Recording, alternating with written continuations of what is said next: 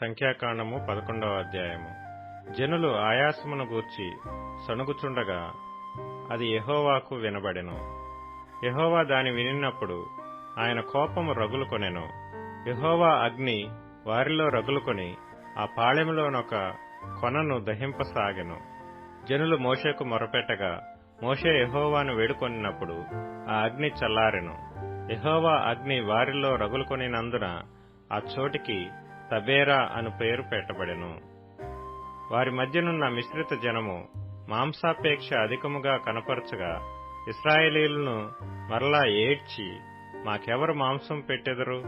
ఐగుప్తులో మేము ఉచితముగా తినిన చేపలను, కీరకాయలను, దోసకాయలను, కూరాకులను, ఉల్లిపాయలను, తెల్లగడ్డలను జ్ఞాపకమునకు వచ్చుచున్నవి. ఇప్పుడు మా ప్రాణము సొమ్మసిల్లెను.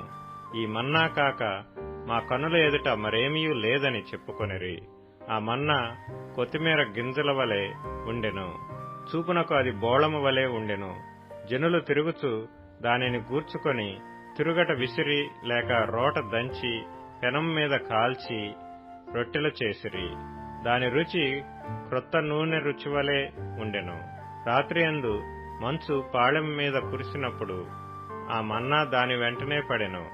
జనులు తమ తమ కుటుంబములలో ఎవరి గుడారపు ద్వారమునొద్ద వారు ఏడ్వగా మోషే వినెను. యెహోవా కోపము బహుగా రగులుకొనెను. వారు ఏడ్చుట మోషే దృష్టికిని చెడ్డదిగా నుండెను. కాగా మోషే యెహోవాతో ఇట్లనెను, నీవేళ నీ సేవకుని బాధించితివి? నా మీద కటాక్షము రానీయక ఈ జనులందరి భారమును నా మీద పెట్టనేలా? నేనే ఈ సర్వజనమును గర్భమున ధరించితినా? నేనే వీరిని కంటినా? పాలిచ్చి పెంచెడు తండ్రి పసిపిల్లలను మోయినట్లు నేను వీరి తండ్రులకు ప్రమాణపూర్వకంగా ఇచ్చిన దేశమునకు వీరిని నీ రొమ్మున ఎత్తుకొని పొమ్మని నాతో చెప్పుచున్నావు. ఈ సమస్త ప్రజలకు ఇచ్చుటకు మాంసము నాకెక్కడిది? వారు నన్ను చూచి ఏడ్చుచు తినుటకు మాకు మాంసమిమ్మని అడుగుచున్నారు. ఈ సమస్త ప్రజలను ఒంటిగా మోయ నా వలన కాదు, అది నేను భరింపలేని భారము. నీవు నాకిట్లు చేయదలిచిన ఎడల నన్ను చంపుము. నా మీద నీ కటాక్షము వచ్చిన ఎడల నేను నా బాధను చూడకుండునట్లు నన్ను చంపుము. అప్పుడు యెహోవా మోషేతో ఇట్లనెను, జనులకు పెద్దలనియు అధిపతులనియు నీవెరిగిన ఇశ్రాయేలీయుల పెద్దలలో నుండి 70 మంది మనుషులను నా యొద్దకు పోగు చేసి ప్రత్యక్షపు గుడారమునకు వారిని తోడుకొని రమ్ము. అక్కడ వారు నీతో కూడా నిలవబడవలెను. నేను దిగి అక్కడ నీతో మాట్లాడెదను. మరియు నీ మీద వచ్చిన ఆత్మలో పాలు వారి మీద ఉంచెదను. ఈ జనుల భారమును నీవు ఒంటిగా మోయకుండునట్లు వారు దానిలోనొక పాలు నీతో కూడా భరింపవలెను.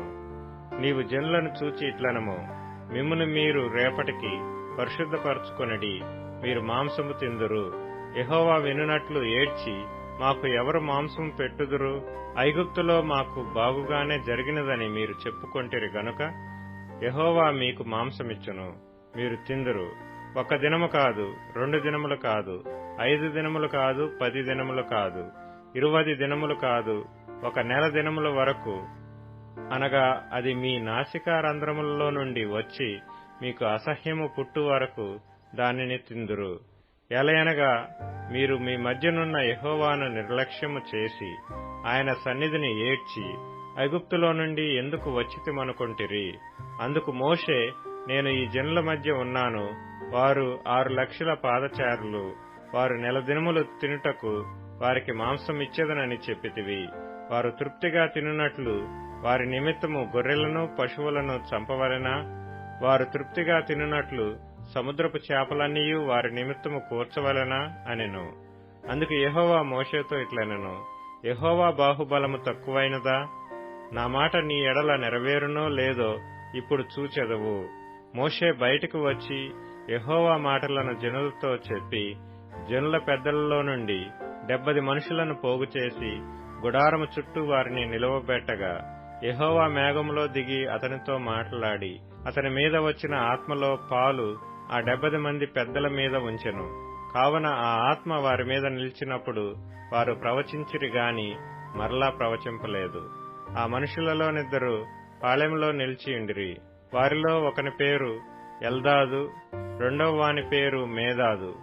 వారి మీదను ఆత్మ నిలిచియుండెను. వారు వ్రాయబడిన వారిలోనూ ఉండియు వారు గుడారమునకు వెళ్ళక తమ పాళెములోనే ప్రవచించిరి. అప్పుడు ఒక యవనుడు మోషే యొద్దకు పరిగెత్తుకుని వచ్చి, ఎల్దాదు మేదాదులు పాళెములో ప్రవచించుతున్నారని చెప్పగా, మోషే ఏర్పరచుకున్న వారిలో నూను కుమారుడును మోషేకు పరిచారకుడునైన యెహోషువ, మోషే, నా ప్రభువా, వారిని నిషేధింపుమని చెప్పెను. అందుకు మోషే, నా నిమిత్తము నీకు రోషము వచ్చినా యెహోవా ప్రజలందరూ ప్రవక్తలగునట్లు యెహోవా తన ఆత్మను వారి మీద ఉంచునుగాక అని అతనితో అనెను. అప్పుడు మోషేయు ఇశ్రాయేలీయుల పెద్దలను పాళెంలోనికి వెళ్లిరి. తరువాత యెహోవా సన్నిధి నుండి ఒక గాలి బయలుదేరి సముద్రము నుండి పూరేళ్లను రప్పించి పాళెము చుట్టూ ఈ ప్రక్కను ఆ ప్రక్కను దిన ప్రయాణమంత దూరం వరకు భూమి మీద 2 మూరల ఎత్తున వాటిని పడజేసెను. కావున జనులు ఆ దినమంతయు ఆ రాత్రి అంతయు మరుసటి దినమంతయు లేచి ఆ పూరేళ్లను కూర్చుకొనుచుండిరి. తక్కువ కూర్చుకొనినవాడు 100 తూములను కూర్చుకొనెను. తరువాత వారు తమ కొరకు పాళెము చుట్టూ వాటిని పరిచిరి. ఆ మాంసము ఇంకా వారి పండ్ల సందున నుండగానే అది నమలక మునుపే యెహోవా కోపము జనుల మీద రగులుకొనెను. యెహోవా తెగులు చేత వారిని బహుగా బాధించెను. మాంసాపేక్ష గల వారిని జనులు అక్కడ పాతిపెట్టినందున ఆ స్థలమునకు కిబ్రోతు హత్తావా అను పేరు పెట్టబడెను. జనులు కిబ్రోతు హత్తావా నుండి హజేరోతుకు ప్రయాణమైపోయి హజేరోతులో దిగిరి.